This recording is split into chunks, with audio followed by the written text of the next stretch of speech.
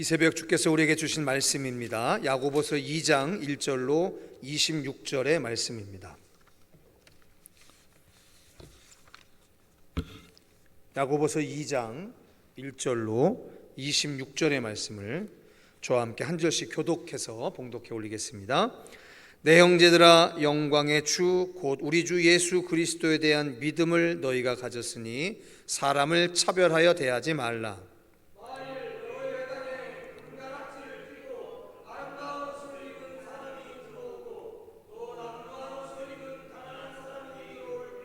너희가 아름다운 옷을 입은 자를 눈여겨보고 말하되 여기 좋은 자리에 앉으소서 하고 또 가난한 자에게 말하되 너는 거기 서 있든지 내 발등상 아래에 앉으라 하면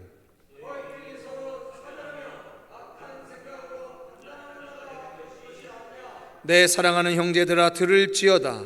하나님이 세상에서 가난한 자를 택하사 믿음에 부요하게 하시고 또 자기를 사랑하는 자들에게 약속하신 나라를 상속으로 받게 하지 아니하셨느냐.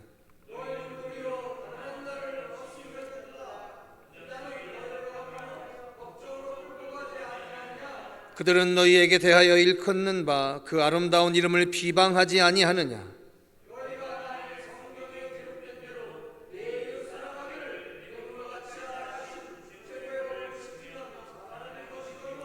만일 너희가 사람을 차별하여 대하면 죄를 짓는 것이니 율법이 너희를 범법자로 정죄하리라.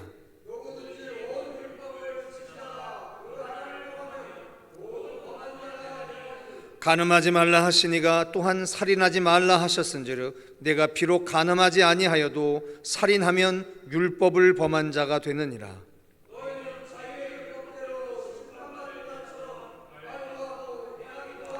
긍휼을 행하지 아니하는 자에게는 긍휼 없는 심판이 있으리라. 긍휼은 심판을 이기고 자랑하느니라.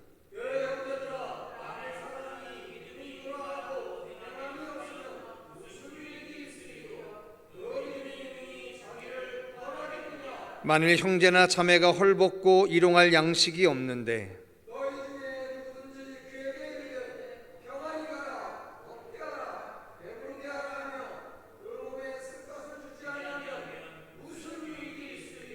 이와 같이 행함이 없는 믿음은 그 자체가 죽은 것이라.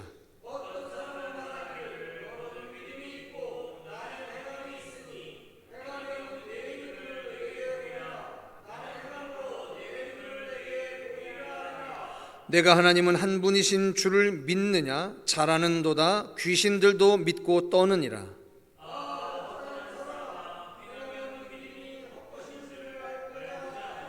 우리 조상 아브라함이 그 아들 이삭을 제단에 바칠 때에 행함으로 의롭다 하심을 받은 것이 아니냐.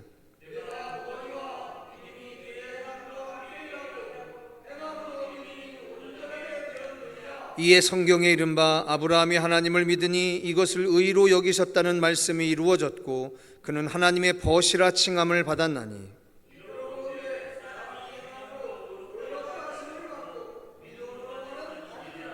또 이와 같이 기생 라합이 사자들을 접대하여 다른 길로 나가게 할 때에 행함으로 의롭다 하심을 받은 것이 아니냐. 영혼 없는 몸이 죽은 것 같이 행함이 없는 믿음은 죽은 것이니라. 아멘. 신약 성경에는 야고보라고 하는 4명의 인물이 등장을 합니다. 구약 성경에 야곱, 그렇죠? 이 야곱을 신약 성경에서는 야고보라고 하는 거죠. 그 첫 번째가 바로 세베대의 아들인 요한의 형제 야고보가 있고요. 두 번째가 알페오의 아들 야고보가 있고요. 세 번째가 사도 유다의 아버지 야고보가 있고, 그리고 마지막 네 번째 이 책의 저자이기도 한 예수의 형제 야고보가 있습니다. 아시는 바와 같이 예수의 형제인 야고보, 즉 예수님의 형제들은 예수님이 살아있을 때 예수를 믿지 않았습니다. 예수의 부활 승천을 보고 난 이후에 예수의 형제들도 예수를 믿게 된 거죠. 특별히 우리가 이미 보셨던 것처럼 헤롯 아그리파 1세 때 사도 베드로가 사도행전의 기록을 보면 감옥에 갇히는 그런 일들이 있죠. 그리고 그 감옥에 갇혔다가 다시 빠져나오고 베드로는 그 이후로 예루살렘을 떠나게 됩니다. 그래서 야고보가 떠나버린 예루살렘 교회를 맡아서 죽을 때까지 예루살렘 교회를 지켰던 이가 바로 예수의 형제 야고보인 거죠. 그 야고보가 오늘 여러분들이 읽어가시는 이 야고보서의 저자이기도 합니다. 자, 그런데 오늘 읽으신 본문, 특별히 야고보서 2장 14절로 26절의 이 말씀 때문에 우리가 좀 전에 얼마 전에 읽었던 히브리서에도 어떤 특정한 한 부분 때문에 1522년에 말틴 루터, 종교개혁가 말틴 루터가 독일어를 가지고 성경을 만들어낼 때 히브리서, 야고보서, 그 다음에 유다서, 요한계시록은 지푸라기 서신이다. 즉 믿음으로 말미암아 의롭게 된다라고 하는 이신칭의의 교리를 벗어난 거다라고 해서 말틴 루터가 성경을 편집하면서 이 네 권을 별도로 떼내버립니다. 이거는 외경이다 이렇게 얘기해버리죠. 자, 그런데 오늘날도 이 야고보서를 가지고 많은 사람들이 믿음으로 말미암아 믿음만으로 구원을 받는 거냐라고 하는 것에 대한 아주 강력한 저항을 하고 있는 형국이죠. 근데 그건 조금 책을 너무 과도하게 개인의 감정 또는 전체적인 결론을 내놓고 성경을 보는 말틴 루터와 비슷한 과오를 저지르고 있는 거다라고 하는 것이죠. 자, 오늘 그 이야기를 위해서 잠깐 좀 말씀을 나눠볼까 합니다. 자, 오늘 야고보가 주님의 형제인 야고보가 믿음을 두 가지로 나눠요. 하나는 죽은 믿음이고 하나는 산 믿음 이거겠죠, 그죠? 하나는 죽은 믿음, 하나는 산 믿음에 대한 이야기. 근데 우리가 오해하지 말아야 합니다. 죽은 믿음이라고 해서 지금 야고보가 그 믿음으로 말미암아 구원받은 그것을 부정하고 있는 거 아니라는 거예요. 죽은 믿음과 산 믿음을 대조시키고 있는 거지. 그리고 온전한 믿음과 온전하지 않은 믿음을 대조시키는 거지.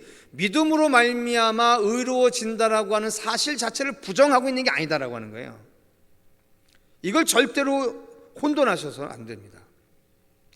우리가 믿음으로 말미암아 구원받은 백성으로 살아가는 거죠. 그리고 믿음으로 말미암아 구원받은 백성으로 시작해서 살아가는 중에 그 믿음이 우리 안에서 어떠한 특정 과정들을 통해서 온전하여져 가는 거죠. 그런 겁니다. 그 이야기를 하는 거지, 행함이 없는 믿음은 죽은 거니까 이거는 믿음도 아니고 구원받은 사람이 아니다, 이 이야기를 하는 게 아니라는 거예요. 그 대표적인 이유로 뭐냐면, 여러분 이 야고보서가 시작할 때 되게 흥미로운 이야기로 시작이 돼요. 뭐라고 시작하냐면 들어보십시오. 하나님과 주 예수 그리스도의 종 야고보는 흩어져 있는 12지파에게 문안하노라 라고 시작을 합니다. 되게 특별하잖아요. 웬 뜬금없이 12지파냐고요. 12지파가 사라진 지가 언젠데, 야고보서의 수신자를 뭐라고 정확하게 명기를 하냐면 흩어져 있는 12지파에게 이 편지를 보낸다라고 쓰고 있는 거라는 거예요. 그럼 이건 뭘 얘기하는 거냐면, 지금 이 야고보서는 누구에게 보내는 편지냐면 팔레스타인 땅 안에 있는, 즉 이스라엘 땅 안에 있는 유대인 그리스도인들에게 보내는 편지라는 거예요. 바울의 서신서들은 누구에게 보내는 거냐면 이방인 그리스도인들에게 보내는 거고, 이 야고보서는 유대인 그리스도인들에게 보내는 편지라는 거예요. 앞에 써 있는 히브리서도 마찬가지인 거죠. 그러니까 이거는 편지를 받는 사람들의 배경이 달라요. 배경이. 그러니까 똑같은 내용을 이야기하더라도 그 이야기를 무엇을 가지고 설명하느냐가 다른 종류의 사람들이더라고요. 자, 그러한 기본적인 전제를 가지고 우리 14절로부터 19절까지 자, 죽은 믿음이 무언가 이거에 대한 야고보의 이야기를 한번 다시 읽어보겠습니다. 같이 읽습니다. 시작. 내 형제들아, 만일 사람이 믿음이 있노라 하고 행함이 없으면 무슨 유익이 있으리요? 그 믿음이 능히 자기를 구원하겠느냐? 만일 형제나 자매가 헐벗고 일용할 양식이 없는데 너희 중에 누구든지 그에게 이르되 평안히 가라, 덥게 하라, 배부르게 하라 하며 그 몸에 쓸 것을 주지 아니하면 무슨 유익이 있으리요? 이와 같이 행함이 없는 믿음은 그 자체가 죽은 것이라. 어떤 사람은 말하기를 너는 믿음이 있고 나는 행함이 있으니 행함이 없는 내 믿음을 내게 보이라. 나는 행함으로 내 믿음을 내게 보이리라 하리라. 내가 하나님은 한 분이신 주를 믿느냐? 잘하는도다. 귀신들도 믿고 떠느니라. 이렇게 얘기합니다. 자, 성도 여러분, 이걸 잘 기억하셔야 합니다. 사도 베드로가 떠나버린 팔레스타인 땅 안에, 이스라엘 땅 안에 남아있는 교회에는 심각한 어려움이 있었습니다. 그게 바로 뭐냐면 이때 당시에 예루살렘 교회를 비롯한 유대인, 그러니까 그 이스라엘 땅 안에 남아있는 교회는 대부분 가난한 사람들이 그 교회 구성원이었던 거예요.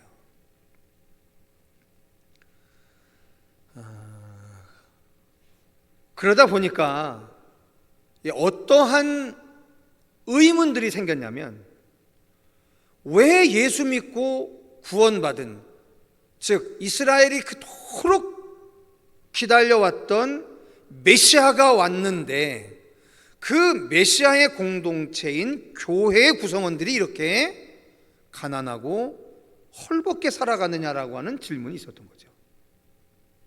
여러분 꼭 기억하셔야 합니다. 이 야고보서의 내용을 곰곰이 읽어보시다 보면 우리가 뭘 알 수 있냐면 처음의 교회, 즉 예수님의 사도들이 중심이 되었던 초기의 교회에는 가난한 자들이 주로였었던 거예요.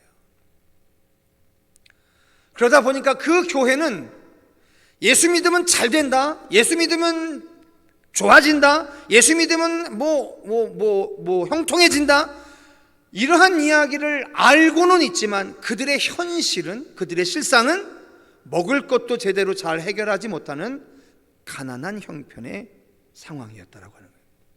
자, 다시 말씀드리자면 지난 교회의 2000년의 역사는 분명히 우리가 잊지 말아야 할 것이 있다는 거예요. 예수를 믿었습니다.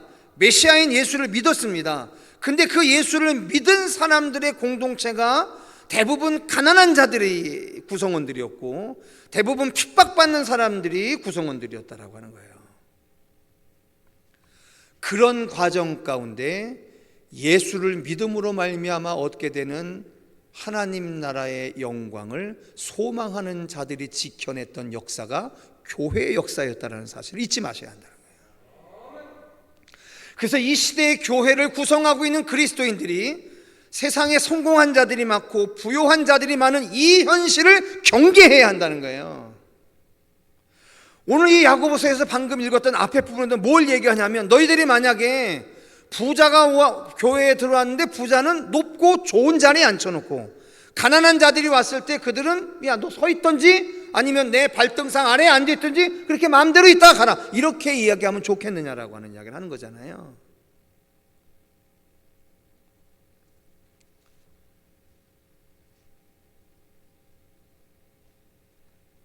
그러면서 가장 대표적인 예로 뭘 얘기하는 건 이런 겁니다.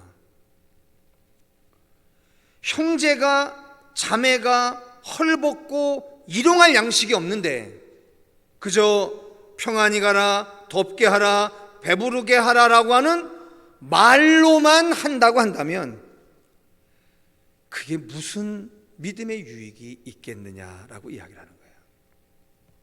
성도 여러분, 유대인들은 아주 오랫동안 하나님이 주시는 부요함에 대한 명확한 철학이 있었어요. 그게 바로 뭐냐면, 내가 누리는 부요함에는 남들이 누려야 할 부요함의 목까지 같이 포함되어 있다라고 생각하는 거예요.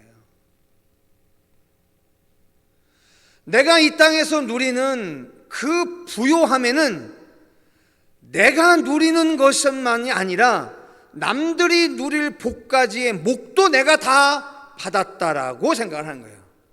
그래서 그걸 가지고, 그 생각을 가지고 11조를 하는 거고, 그리고 3년마다 한 번씩 가난한 자를 위한 11조를 또 하고, 그렇게 했던 거예요. 근데 많은 사람들이 혼돈해하고 착각하는 게 바로 뭐냐면, 그러면 목사님, 내가 한 달에 300만 원을 버는데 이 300만 원을 가지고서 내 혼자 살아가는 것도 벅차 죽겠는데, 내 가족이 살아가는 것도 벅차 죽겠는데, 요 300만 원 안에도 남들과 함께 누려야 할 몫이 같이 있는 겁니까? 에 대한 문제인 거잖아요. 한 달에 1억을 버는 사람이 5천만 원씩 남을 위해서 쓰는 것은 당연한데, 나처럼 300만 원 버는 사람도 그렇게 남을 위한 것으로 쪼개내야 되냐냐고 하는 그런 질문인 거잖아요. 그래서 많은 사람들이 나 200 벌고 있으니까 내가 1000만 원 벌 때까지는 내가 인색하게 살아가겠다라고 하는 거 아니겠어요? 여러분 어떻게 생각하고 살아가십니까? 자, 공교롭게도 구약과 신약을 관통하고 있는 아주 거대한 물결이 하나 있어요. 그게 바로 뭐냐면, 가난한 자들을 어떻게 대접할 거냐에 대한 이야기예요. 근데 문제는 우리가 우리 스스로를 가난하다라고 생각하면 이게 이제 들리지 않는 거죠. 제가 귀에 딱지가 않도록 우리 성도들에게 이야기하는 것처럼, 우리는 우리를 가난하다라고 스스로 이야기할 수 있지만 세상은 우리를 가난하다라고 이야기하지 않는다니까요. 이렇게 멀쩡한 교회를 지어놓고, 이렇게 화려한 교회를 지어놓고, 이렇게 멀쩡한 옷을 입고 멀쩡한 차를 타고 다니는 우리들을 세상이 누가 가난하다라고 이야기하겠냐는 거예요. 그런데 우리는 우리 스스로를 가난하다라고 자인하고 있는 거죠. 그죠? 그래서 그 생각을 가지고 인색하게 살아가는 거예요.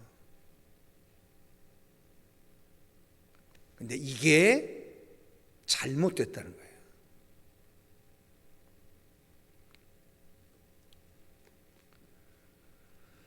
예수를 믿고 예수 때문에 구원받은 확신을 가진 그 인생은요, 그 시작전부터 그 인생은 묘한 하나님의 말씀에 붙잡히게 돼요. 그게 바로 뭐냐면, 내가 복에 근원된 인생이 되는 거예요. 그렇게 하나님의 나라를 위해서 내가 포기한 것들, 그것에 100배를 갚아주시는 하나님, 또 그 100배를 하나님의 나라를 위해 쓸 때 또 그 100배를 갚아주신 하나님. 다시 말씀드리자면, 그리스도인의 부의 개념은 세상의 부의 개념과 달라요. 세상은 내 주머니에 지금 네 소유가 얼마나 있느냐에 대한 걸 가지고 이야기를 해요. 그런데 그리스도인의 부는 뭐냐면, 오늘 내 인생을 통해서 세상을 향해 흘러나가는 모든 재화의 총량이 얼마냐에 대한 이야기를 하는 거예요. 오늘 여러분들의 삶을 통해서 얼만큼의 재화가 세상으로 흘러나가느냐의 문제인 거예요. 그게 그리스도인의 부의 척도라는 거예요. 근데 사람들이 이걸 잘 모릅니다. 여러분, 내 인생을 항상 통과해 나가는 재화의 양이 큰 것이 진짜 부자인 거예요. 왠 줄 아십니까? 내 안에 머물러 있잖아요. 그럼 그 돈은 뭐냐면, 예수께서 말씀하시잖아요. 동록이 먹을까 늘 걱정해야 하는 재화인 거예요. 근데 하늘에 쌓아둔 재화는 내가 그 걱정 안 해도 됩니다. 오스기니스가 소명이라는 책에서 분명히 얘기해 주잖아요.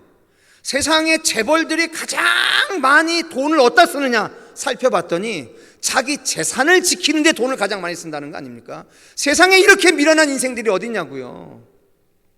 우리는 돈을 많이 갖게 되면 그 돈을 가지고 하루에 1,000끼 먹을 거라 생각을 했잖아요. 남들 5,000원짜리 백반 먹을 때 5만 원짜리 뷔페 먹을 거라 생각했잖아요. 천만의 말씀, 우리 그렇게 못 살아요.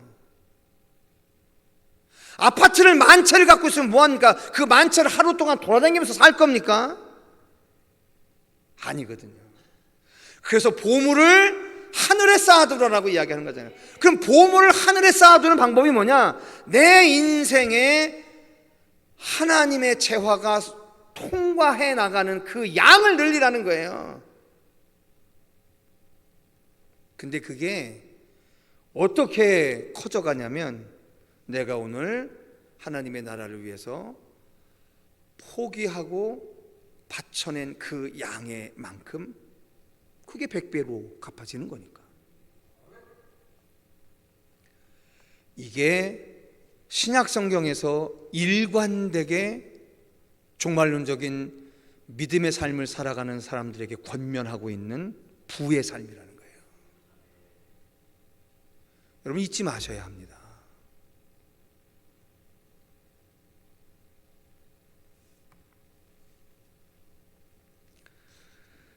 오늘 우리가 세상의 부요함이 좋죠. 그래서 그들이 부를 쌓아가는 방법을 동경하죠. 근데 성도 여러분, 오늘 방금 읽으신 19절의 말씀처럼 내가 하나님은 한 분이신 줄을 믿느냐? 잘하는도다. 귀신들도 믿고 떠느니라라고 얘기합니다. 그런데 그 귀신들은 하나님의 말씀대로 살지 않아요. 예수가 하나님이라는 사실을 아는데 그 예수의 말씀대로 살지 않아요. 여러분, 이 말이 오늘 우리에게 주는 아주 어마어마한 경고가 있잖아요. 예수 믿고 구원받아서 귀신처럼 살 거냐는 거예요.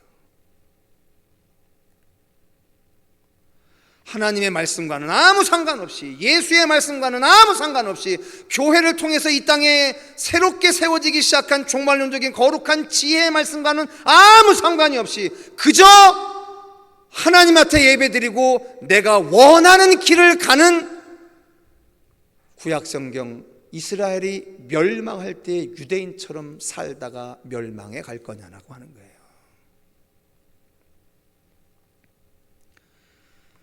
예수를 믿음으로 말미암아 시작되어진 우리의 거룩한 영원한 생명의 삶이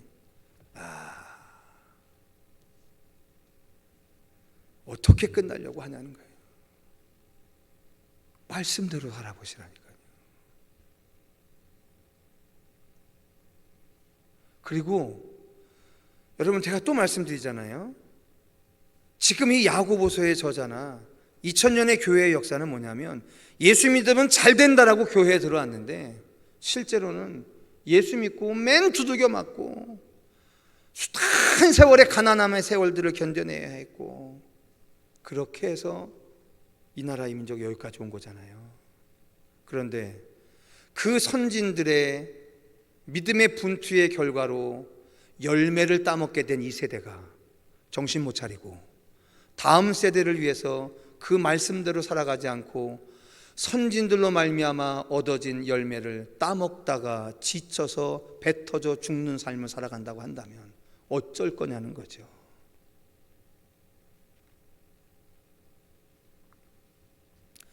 성도 여러분, 하나님이 대답하지 않는 것 같은, 응답하지 않는 것 같은 그 세월에 대해서 여러분 너무 신경 쓰지 마세요.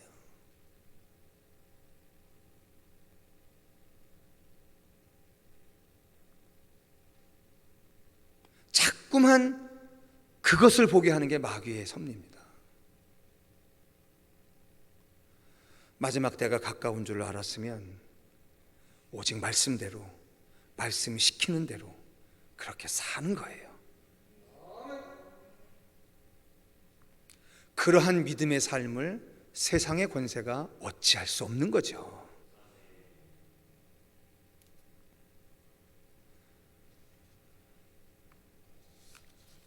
저는 중직 자녀들의 이야기를 들으면서 제일 가슴 아팠던 게 뭐냐면, 왜 그런 말들을 많이 하죠? 우리 엄마 아버지 교회밖에 몰랐습니다. 하나님밖에 몰랐습니다. 그런데 우리 엄마 아버지 살아가는 저 꼴이 저게 뭐냐고. 그래서 나는 그렇게 살지 않겠다고. 여러분 죄송한데요, 우리 교회 중직자들의 자녀가 저한테 공통적으로 한 말들입니다. 이게 우리 교회뿐이겠어요?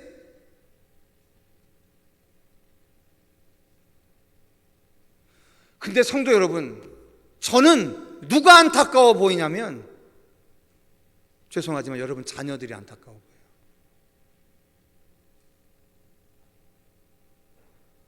그래서 어떻게 살 건데요? 세상이 말하는 잘 되는 원칙으로 살 거예요?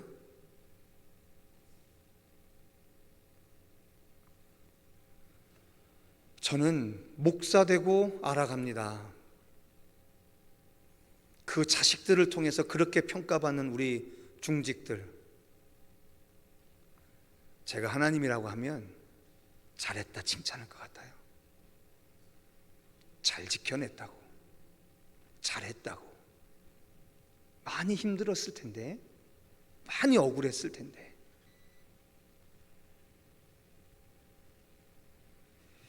성도 여러분, 기죽지 마십시오.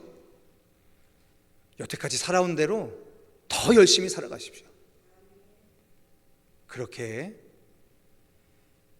우리 교회의 믿음의 본들을 통해 하나님 나라가 끝내 승리하게 될 줄 믿습니다.